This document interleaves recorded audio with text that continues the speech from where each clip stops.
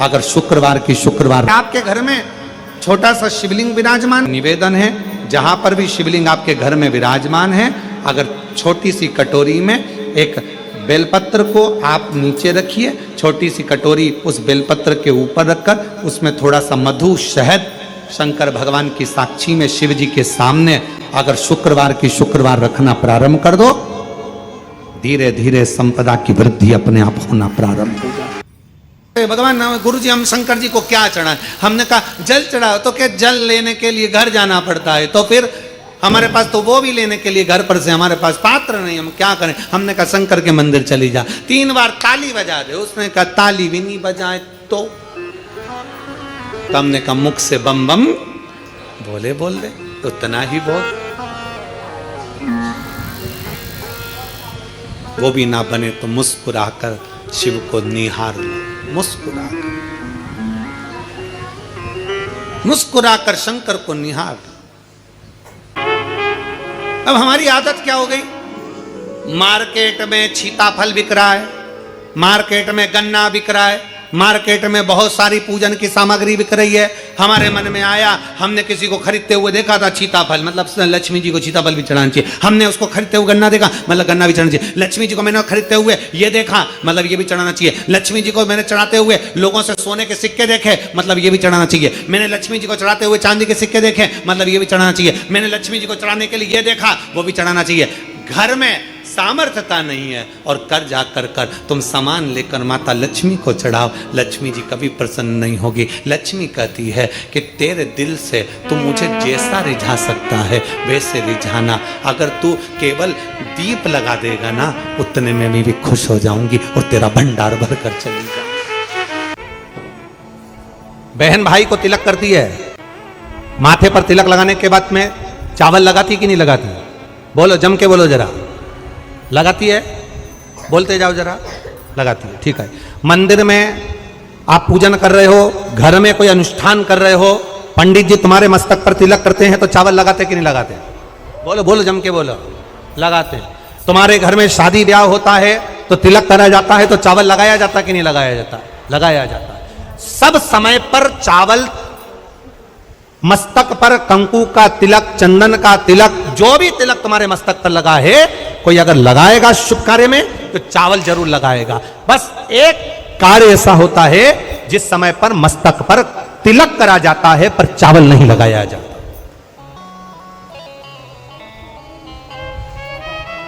एक समय ऐसा होता है जिस समय तिलक करा जाता है पर चावल नहीं लगाया जाता। चावल का मतलब है अक्षय, मतलब बार बार भगवान ऐसा मौका लाए, बार बार भगवान ऐसी कृपा करे कि तुम ऐसा अनुष्ठान करते रहो, पुण्य करते रहो, सत्कर्म करते रहो, 16 सोमवार के व्रत करते रहो, चतुर्थी के व्रत करते रहो, तुम छठ की पूजन करते रहो, तीज का व्रत करते रहो, सोमवार का व्रत करते रहो, तुम्हारे घर में हमेशा ऐसे शुभ कार्य होते रहे। केवल अक्षय, अक्षत एक जगह पर नहीं लगाया जाता। कब नहीं लगाते अक्षत को? मस्तक पर तिलक करते समय अक्षत कब नहीं लगाया जाता? केवल एक समय पर। कब?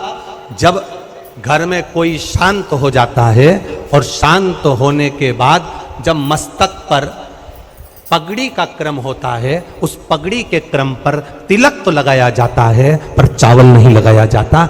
भगवान से प्रार्थना करते हैं ये बार बार मौका मत देना, जो हो गया उसको समाप्त, ऐसा मौका बार बार ना दीजिएगा। हाँ, पगड़ी पर से उठ गए, अच्छा काम करने के लिए मंदिर जा रहे हो, स्थान छोड़ने के बाद अब तिलक लगाओ और उसमें चावल ढेर सारा लगाओ, कोई मना नहीं। पर अक्षय, उस अक्षत की महत्वता को समझना कि उसको बारंबार प्राप्ति ना हो, ऐसे कार्य की प्राप्ति ना हो, अच्छे कार्य की प्राप्ति, श्रेष्ठ कार्य की प्राप्ति, शुभ कार्य की प्राप्ति। अगर मौका मिले तो एक बार भविष्य पुराण, और एक बार मौका मिले तो कुर्म पुराण, और एक बार मौका मिल जाए तो नंदी पुराण, ये 3 पुराणों का स्मरण करना, इसमें आपको अक्षत की महत्वता प्राप्त हो। भविष्य पुराण, कुर्म पुराण और नंदी पुराण, इन 3 पुराणों में आपको अक्षत की महत्वता प्राप्त होगी कि चावल की महत्वता क्या है।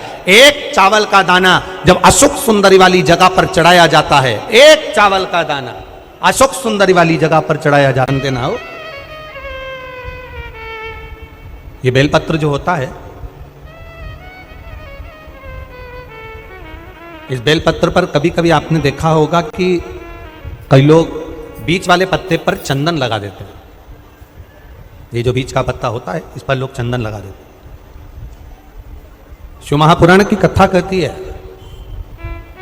अगर भूलवश भी अनायास आपके पास बेलपत्र भी नहीं है, शिव जी का चढ़ा हुआ बेलपत्र भी अगर आपने उठा लिया और उठाकर उस बीच वाले पत्ते पर एक चावल का दाना रखकर भी आप भगवान भोलेनाथ को समर्पित कर रहे हो, तो यह समझ लेना कि तुमने महीना 2 महीना 4 महीना 6 महीना 8 महीने में, हम तो हमेशा कहते हैं आज फिर कर रहे हैं, 1 महीना पूरा हो जाए जल चढ़ाते, 2 महीना पूरा हो जाए जल चढ़ाते, 3 महीना पूरा हो जाए, 4 महीने पूरे हो गए, 6 महीने पूरे हो गए, या आपका साल भर पूरा हो गया, प्रयास करा करो एक बीच वाले पत्ते पर एक चावल का दाना रखकर शिव जी को समर्पित करना। क्यों? जो तुमने पूर्व में जल चढ़ाया है वो चावल का दाना अक्षय, उसको अक्षत माना जाता है, अक्षय माना जाता है। मतलब तुमने अभी तक जो जल समर्पित करा है वो कभी समाप्त नहीं हो सकता, उसका पुण्य तुम्हारे खाते में चले गया, अब तुम उसको किसी को भी प्रदान कर सकते।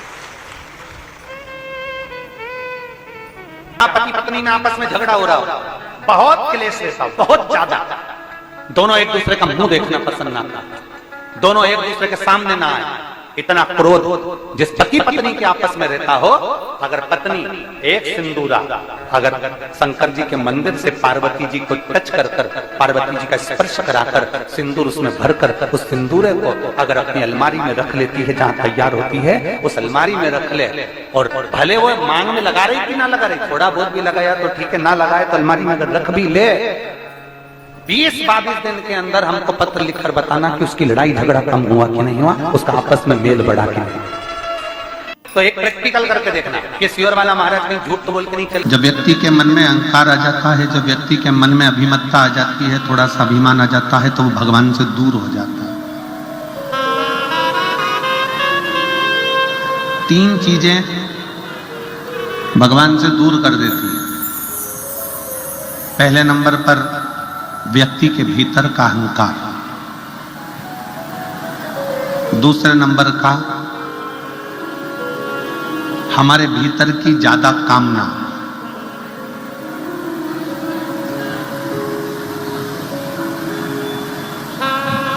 और तीसरे नंबर पर लोभ। एक अहंकार, कामना और लोभ, ये 3 ऐसी है कि जो हमें परमात्मा से दूर कर देती है। जैसे जैसे भीतर अहंकार आता चले जाता है, अभिमान बढ़ता चले जाता है, अभिमत्ता आती चली जाती है, वैसे वैसे परमात्मा दूर होते चले जाता है। भीतर काम जाग जाता है, कामनाएं बढ़ती चली जाती है, भगवान मुझे ये दे देना, भगवान मुझे वो दे देना, भगवान मुझे ये प्रदान कर देना। और मान लो भगवान ने यदि तुमको वो नहीं दिया तो तुम्हारे भीतर निराशा उत्पन्न हो जाती है और तुम भगवान से दूर हो जाते हो।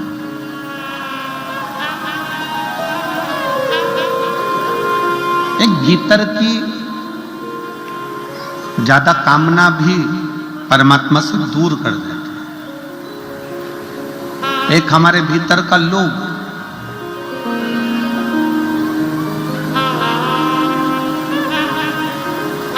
ऐसा नहीं है कि भगवान ने किसी को कुछ नहीं दिया।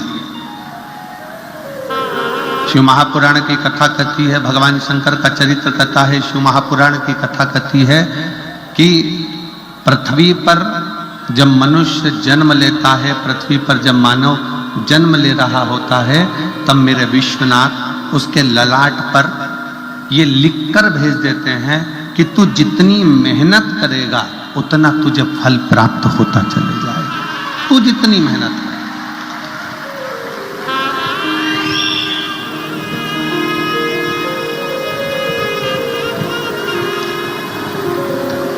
तो जितनी जितनी लगनता से काम करेगा, जितनी जितनी मेहनत से काम करेगा, जितना जितना परिश्रम करता चले जाएगा, उतना उतना तू प्राप्त करता चले जाएगा। कथा कहती है, कमाई करो तन से और भजन करो मन से। कमाई तन से करिए। अगर कमाई करना है तो तन से करो, खूब अच्छे से। इस शरीर के द्वारा जितना कमा सकते हो, इस शरीर के द्वारा जितना ला सकते हो लेकर आओ, जितना कमा सकते हो उतना कमाओ, जितना कर्म करना हो उतना करो। कमाई तन से करो और खूब करो, पर इस कमाई को मन तक लेकर मत जाओ। कार्तिक का महीना चल रहा है जो कि मेरे भगवान नारायण को प्रिय है, मेरे भगवान विष्णु को अति प्रिय है। और जो राम को प्रिय है, जो नारायण को प्रिय है, वो शिव को प्रिय है, और जो शिव को प्रिय है वो मेरे नारायण को, मेरे राम को प्रिय है। प्रभु की कृपा देखिए कितनी विचित्र है। कार्तिक महीने में किया गया दान, कार्तिक महीने में किया गया पुण्य, कार्तिक महीने में किया गया सत्कर्म, कार्तिक महीने में, इसीलिए कार्तिक के महीने में गोपाष्टमी आती है, इसलिए कार्तिक के महीने में अन्नकूट महोत्सव होता है, इसलिए कार्तिक महीने में दीपदान का महत्व होता है। कार्तिक के महीने में दान पुण्य की मात्रा बढ़ जाती है, दान की मात्रा बढ़ जाती है, पुण्य की मात्रा बढ़ जाती है, सत्कर्म की मात्रा बढ़ जाती है, भजन की मात्रा बढ़ जाती है। आप कार्तिक के महीने में कार्तिक महत्तम शिव महापुराण की कथा जनमानस को श्रवण करा रहा है, पूरा विश्व सुन रहा है इस पावन कथा को। बहुत ज्यादा दुख है, बहुत ज्यादा तकलीफ है, बहुत कष्ट है, तो फिर विष्णु पुराण का एक उपाय जरूर कर कर देखना। महाराज, विष्णु पुराण में स्पष्ट कहा है कि कार्तिक का प्रथम दिन किसी नदी में स्नान कर कर, तालाब में स्नान कर कर, नदी तालाब नहीं हो तो घर में ही स्नान कर कर, घर के दोनों दरवाजे पर, घर के बाहर दोनों दरवाजे पर घी का दिया लगा दें, उसमें एक कमल गट्टा, किराने की दुकान पे मिलता है काला कलर का कमल गट्टा, एक एक डाल दें नाम और गोत्र बोलकर, और शाम के समय पर एक दिया घर की देहली पर प्रतिदिन कार्तिक के महीने में लगा दें। महाराज, विष्णु पुराण का उपाय। अगर ज्यादा तकलीफ है, व्यापार चल ही नहीं रहा, कर्जे में लतालुम हो गए, यहां तक गति हो गई कि मरने तक की सोच लिया, तो वो कार्तिक के महीने में कर लिया। तो कार्तिक के महीने का एक नियम बना, कार्तिक के महीने का एक नियम बना लो। कार्तिक के पूरे महीने में एक बेलपत्र, मंदार का एक पुष्प और एक शमी पत्र, ये 3 चीज है। जब आप भगवान शंकर को जल चढ़ाने के लिए शिवालय में जाएं, जल चढ़ाने के बाद ये तीनों चीजें, सबसे पहले चढ़ेगा बेलपत्र, फिर चढ़ेगा मंदार, उसके बाद चढ़ेगा शमी पत्र। ये तीनों चढ़ाकर बाबा के दरवाजे पर प्रणाम कर कर रोज आओ, चढ़ाया हुआ जल थोड़ा सा द्वार पर छीटो। 1 महीना कार्तिक का महीना पूरा कर कर देखना, 1 महीने के बाद आप खुद कहोगे कि मेरे बाबा ने इतना भंडार भर दिया कि मेरी झोली में संभला नहीं। कार्तिक महीने का एक नियम बना लो आप भी, कोई सा भी एक नियम। शाम के समय पर दिया लगाऊंगी मैं बेलपत्री के पेड़ के नीचे, पीपल के वृक्ष के नीचे या आंवले के वृक्ष के नीचे। वहां लगाने नहीं जा सकती तो अपने दरवाजे के बाहर लगाऊंगी, तुलसी के क्यारे में लगाऊंगी। ये भी नहीं कर सकती, परिंदे पर दिया लगाऊंगी, जहां पानी का मटका हो, हंडा हो, वहां लगा दूं। ये भी नहीं कर सकती तो पूरे कार्तिक के महीने में दरवाजे पर मैं पानी छीटूंगी। इतना तो बना सकते हो कि अपने घर के दरवाजे पर मैं पानी छीट दूंगी, द्वार पर जल का छींटा कर दूंगी। ये भी नियम ना बने तो मैं प्रतिदिन ठाकुर जी को एक तुलसी का दल समर्पित कर दूं। तुलसी का दल। इसके कार्तिक महीने में जो आंवले के वृक्ष हैं कुबेरेश्वर धाम के, इनके नीचे एक दीपदान हो जाए। कार्तिक महीने में आए हो तो प्रयास कर कर, आने वाले जो भी आया करें, कुछ नहीं तो एक घी की डब्बी ले आए, बाती ले आए, दिया लगा गए। पर आप यहां नहीं आए तो जहां हो वहां बेलपत्री के पेड़ के नीचे या आंवले के नीचे या पीपल के नीचे दिए का महत्व, कल कथा में उसका वर्णन लेंगे अपन। जड़ की महत्वता जो बोला है वो सुनते हुए चलेंगे। बाबा करुणा सागर है, दया सागर है, दिन है, इसलिए कार्तिक महत्तम को आगे बढ़ाते हुए चलना। उसको ढूंढने में देरी, चिड़ी फेंकी थी उससे उगे फूल रानी को दिए, रानी ने देखा कितने सुंदर फूल हैं, उसको सूंघ लिया। सूंघते से रानी का गर्व ठेर गया, गर्व ठेर गया। फूल गर्व ठेरा, समय आने पर 2 बेटे हो गए। कितने पुत्र हुए? 2 पुत्र। समय आने पर 2 पुत्र हो गए, 2 बेटे हुए। अब वो दोनों बेटे राजभवन से निकलकर रोज जाते। जन्म लिया उस दिन से लेकर राजभवन में आज तक बेटों ने कभी जुबान नहीं खोली। 15-15 साल के हो गए पर बेटे बोल नहीं पाते थे। निपट गूंगे कहते थे लोग इनको, कि बोलते नहीं है, गूंगे हैं ये दोनों बेटे। वन में गए मृगा करने के लिए, हिरण मारने के लिए, कोई जीव को मारने के लिए मृगा। वहीं पर बुढ़िया बैठी थी। जिस दिन से कार्तिक का महीना पूरा निकल गया था, उसके बाद भी उसकी वो खिचड़ी भूल नहीं पाई थी कि मेरी एक दिन की खिचड़ी और मेरा कटोरा कहाँ गया, कहाँ गई खिचड़ी, कहाँ गया कटोरा। दोनों बालक जाते जाते बोले, ये रही खिचड़ी, ये रही कटोरा, कहाँ गई? वो कह रहे हैं, रथ हाँकने वाले ने सुना कि ये दोनों बोले हैं। बुढ़िया बोली, कहां गई खिचड़ी, कहां गया कटोरा? और वो दोनों बोले, ये रही खिचड़ी, ये कटोरा। वो उसकी शुद्धता रही। रथ हाँकने वाले ने कहा, राजकुमार बोले। तुरंत रथ लेकर वापस गए, राजा के पास सूचना दी, महाराज राजकुमार गूंगे नहीं है, राजकुमार तो बोलते हैं। तो 15 साल नहीं बोले, एक शब्द नहीं निकला, क्या बोले? तो क्या कुछ बोल रहे थे, खिचड़ी और कटोरा, खिचड़ी और कटोरा? हाँ, समझ में नहीं आया।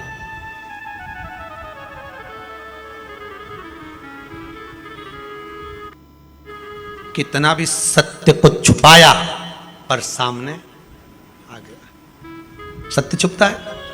नहीं। लाख ताले लगा लो, कितना भी छुपा लो, पर सत्य तो प्रकट हो ही जाता। राजा ने कहा ऐसा हो ही नहीं सकता। फिर बेटों से बुलवाया, कुछ बोलो, नहीं, कुछ बोलो, नहीं, नहीं बोले, कुछ नहीं बोले। तब दूसरे दिन फिर निकले राजकुमार। आज राजा रथ के पीछे पीछे चला घोड़े पर, राजकुमार आगे आगे चले। बुढ़िया फिर मिल गई, कहां गई खिचड़ी, कहां गए कटोरा? दोनों राजकुमार फिर रथ को रुकवा कर बोले, ये रही खिचड़ी, ये रहा कटोरा। राजा ने सुन लिया, राजकुमारों को नीचे उतारा, बूढ़ी माँ के पास गए। माँ ये बताओ, ये खिचड़ी और कटोरा क्यों पूछ रही है? और मेरे बेटे बोल रहे हैं खिचड़ी और कटोरा, तू क्यों बोल रही है? बूढ़ी माँ ने कहा, मैं जब कार्तिक का स्नान करती थी, तारा स्नान करती थी, तब मेरे भगवान ने वचन दिया था मुझको कि तू नियम बना, तेरे भरण पोषण की जवाबदारी मेरी है। मेरे लिए खिचड़ी रख कर जाते थे।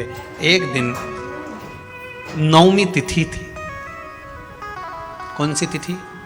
नवमी, जिसको हमारे यहाँ आंवला नवमी कहते हैं। कार्तिक की लोग कहते हैं आंवला नवमी मतलब अक्षय नवमी। अक्षय नवमी मतलब इस दिन दान किया गया कभी छिन्नित नहीं होता, समाप्त। जैसे अक्षय तृतीया होती है, ऐसी आंवला नवमी का।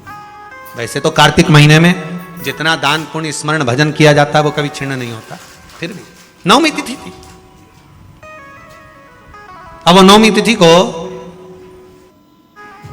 मैंने नियम लिया था, भगवान मेरा भरण पोषण करेंगे, स्नान करूंगी मैं, तारा स्नान। तो फिर एक दिन मेरे भगवान खिचड़ी रख कर गए और मेरी खिचड़ी को किसी ने फेंक दिया। कहां पर रहती है तू? बूढ़ी माँ ने कहा वहां। पड़ोसन से पूछा, क्यों? इसकी खिचड़ी रखी थी, कहां गई? अब राजा के डर के मारे पड़ोसन ने कह दिया, मैं नहीं फेंकी थी। कहां फेंकी? घर के पीछे। घर के पीछे कहां पर? कि ये जो पौधा लगा है ना, ये खिचड़ी में से ही लगा है। अच्छा, राजा ने मन में सोचा, उसी के 2 फूल तो मैं तोड़ के ले गया था, वही 2 फूल मैंने रानी को दिए थे। रानी ने वो 2 फूल सूंघे और उसका गर्भ ठहरा। मतलब खिचड़ी और कटोरा मेरे घर में है,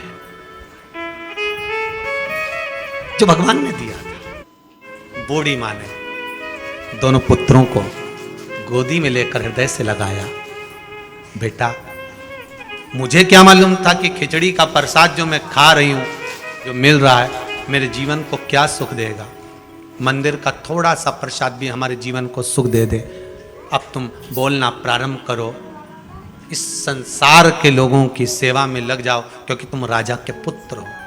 बूढ़ी मां से कहा, आप अगर राजभवन में रहोगी तो हम सेवा का भाव अंकित करें, तो हम सेवा करें। कहां वो सतयुग की कथा को लेकर आए, वचन दिया भगवान ने, तो वो दोनों राजकुमार कोई और दूसरे नहीं थे, वो मेरे कृष्ण और बलराम ही थे। उन्होंने कहा कि मां, तूने अभी, हमने तेरे को खिचड़ी खिलाई है, जब कली काल आएगा तू कर्मा के नाम से जानी जाएगी और तेरी खिचड़ी हम आकर खाएंगे।